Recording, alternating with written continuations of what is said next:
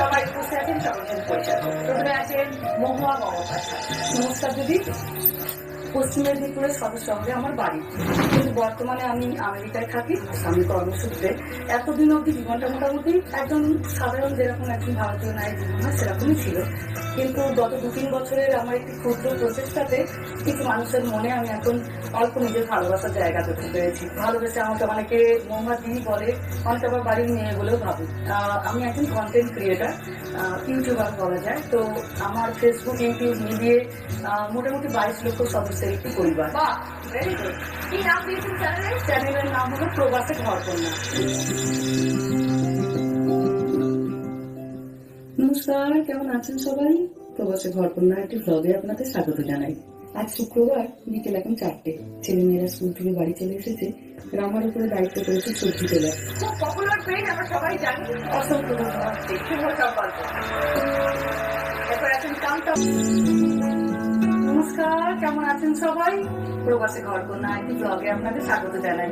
তবে আজকে আর ব্লগে নয়, আজকে দেখুন দেখি এই সেটটা চিনতে পারছেন কিনা। প্রত্যেকটা বাঙালি আমরা এই সেটটা চিনি। ঠিকই ধরেছেন, আজকে আমরা দিদি নাম্বার 1-এ স্টেজে আছি। আর সামনের এই প্রিয় মানুষটিকে একটু জুম করি, তাহলে আপনারা আরো স্পষ্ট দেখতে পাবেন। এই দেখুন, চিনতে পারছেন কিনা? আমাদের রচনাদি, সকলের ভারী প্রিয়, ভীষণ পছন্দের আমাদের একজন মানুষ। আপনাদের মহুয়া এসছে আজকে প্রবাসে ঘরকন্যা থেকে পশ্চিম মেদিনীপুরকে রিপ্রেজেন্ট করতে। বড়দের কাছে প্রণাম আর ছোটদের কাছে শুভেচ্ছা চাইছি, আমার জেলাটিকে যেন আমি ফাইনালে নিয়ে যেতে পারি। আর মহুয়াদিকেও আজকে আমরা এখানে পেয়ে খুব খুশি। অসংখ্য ধন্যবাদ। তো এইভাবে শুরু করি, এইভাবেই কথা বলতে থাকি।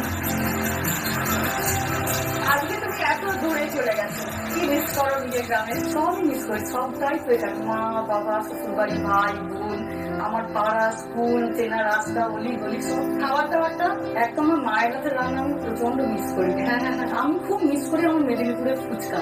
কারণ আমি বহু জায়গায় ফুচকা খেয়েছি, আমার মেদিনীপুরের মতো ফুচকা আমি কোথাও খেতে পারি না। ফুচকা ক্যালিফোর্নিয়াতে 500 টাকায় 5টা।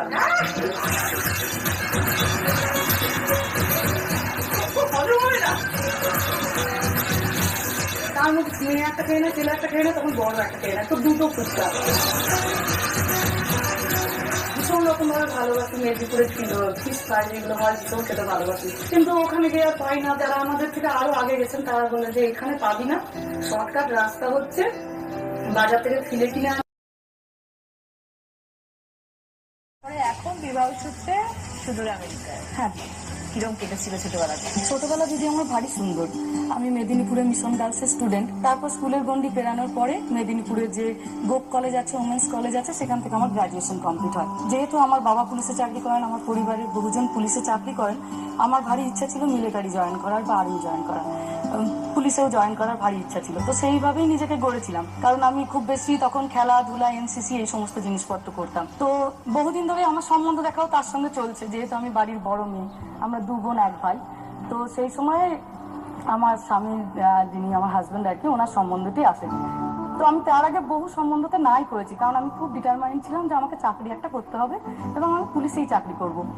কিন্তু তার সঙ্গে কথা বলার পর চিন্তাটা আসে, ভালো একটা চাকরিরও যেমন একটি মেয়ের জীবনে দরকার, একজন ভালো পার্টনারেরও ভারী দরকার। তো তখন সেখান থেকে সরে আসি, এসে আমি বিয়েটাই করি, কারণ আমার ওকে খুব পছন্দ হয়েছিল।